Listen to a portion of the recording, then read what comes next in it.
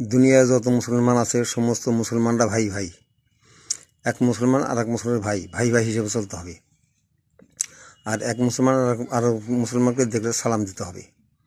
এটাই হলো নিয়ম, এটা আল্লাহর বিধান, আল্লাহর নিয়ম। এটা এক মুসলমান আর এক মুসলমানকে দেখলে সালাম দিতে হয়, ভালোভাবে ভালো ব্যবহার করতে হয়, ভালোভাবে কথা বলতে হয়।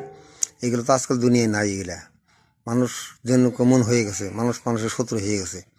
কিন্তু এটা তো নিয়ম না। নিয়ম হলো এক মুসলমান আর এক মুসলমানকে ভাই বলে ডাকবো। আল্লাহ পাক কোরআন কারিমে বলে দিয়েছে, আল মুসলিমান সালিমান মুসলিমনা মিল্লিসানি ওয়া ইয়াদি। মুসলমান সেই ব্যক্তি যে এক মুসলমান কাছ থেকে আর এক মুসলমান নিরাপদে থাকে, সেই হলো মুসলমান। কিন্তু এক মুসলমান কিন্তু আর এক মুসলমান তো নিরাপদে থাকে না আজকাল। আজকাল মুসলমান দিনই কেমন হয়ে গেছে। এগুলো তো মুসলমানের নীতি না।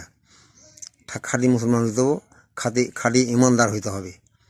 খাঁটি ইমানদার, খাঁটি আমল কইরা এরপর কবর দিত। কবর আগের যাওয়ার আগে এই সমস্ত আমল আখলাক নিজের ঠিক করতে হবে। আগে নিজের আমল আখলাক সব কিছু ঠিকঠাক করে এরপর কবর দিতে হবে। কবর থেকে দুনিয়ায় ভালো ব্যবহার, ভালো আচরণ, ভালো কাজকাম করে যদি কবর দিতে পারি, তাহলে কবরে শান্তি পাবো আমরা। আর যদি ভালো কাজকাম করে না যেতে পারি, তাহলে তো কবরে খুব দুর্দশা আছে, খুব খারাপ অবস্থা হয়ে যাব।